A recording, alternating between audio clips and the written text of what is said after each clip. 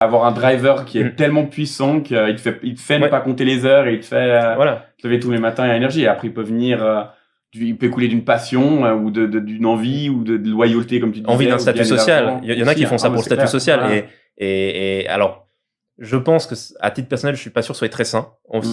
Mais voilà, c'est mon expérience de dire, ok, faire ça pour atteindre un statut, déjà, je pense qu'il y a plus de gens qui arrivent à faire une activité et à avoir du plaisir dans leur activité de tous les jours. C'est beaucoup plus accessible que d'arriver à un statut et à faire fortune. Donc, il y aura beaucoup plus de frustration si le driver, c'est de l'argent et être l'homme le plus riche de Suisse. Il y aura beaucoup plus de frustrés dans ceux qui vont se lancer là-dedans que dans ceux qui se disent, ok, mon but, c'est de trouver un équilibre de vie différent, c'est de passer plus de temps avec ma famille, c'est de faire vivre de ma passion. Là, il y a plus de gens qui vont y arriver. Donc, par nature, je le trouve plus sain, ce but-là. Mais voilà, il y en a pour qui ça marche et qui sont très heureux de le faire comme ça. Et il faut juste, quand on le fait pour ces raisons-là, de se rendre compte qu'on le fait pour ces raisons-là et que la possibilité de l'échec est plus grande et qu'il faut l'accepter et vivre avec. Ouais, puis aller plus loin derrière et se dire, mais en fait, pourquoi c'est mon driver numéro 1? Qu'est-ce qui fait que j'ai cette telle envie? Et là, on pourrait aller encore un step au-dessus, quoi.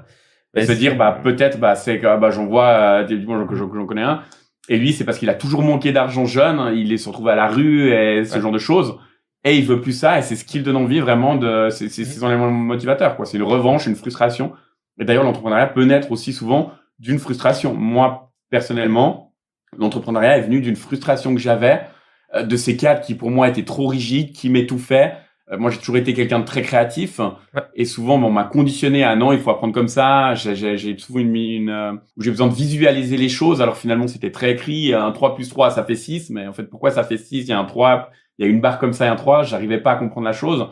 Mais c'est des logiques communes qu'on doit avoir parce qu'il y a une cohésion humaine et on doit communiquer entre nous. Donc, c'est des trucs à apprendre. Mais voilà, je sentais trop d'oppression de ces systèmes, trop de règles. Et puis finalement, l'entrepreneuriat m'a permis de m'émanciper et dans ma créativité, dans mes choses, de faire un peu des trucs personnels. Alors bien sûr, c'est pas partie du salariat à l'entrepreneuriat. C'était un peu à côté, un peu des passions qu'on a à côté. Peut-être d'aller jouer au tennis ou aux jeux vidéo qui pourraient être d'autres passions et que je dénigre pas.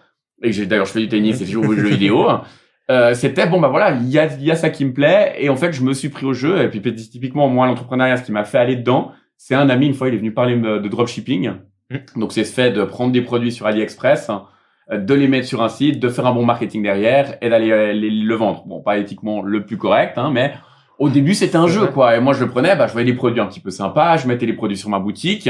Et finalement, moi qui adore les jeux vidéo, j'avais l'impression de jouer à un jeu vidéo, quoi, parce que on est là sur la boutique, on va trouver des produits, on commence à vendre, comme il y a les jeux de rôle. Moi, j'ai beaucoup joué à World of Warcraft.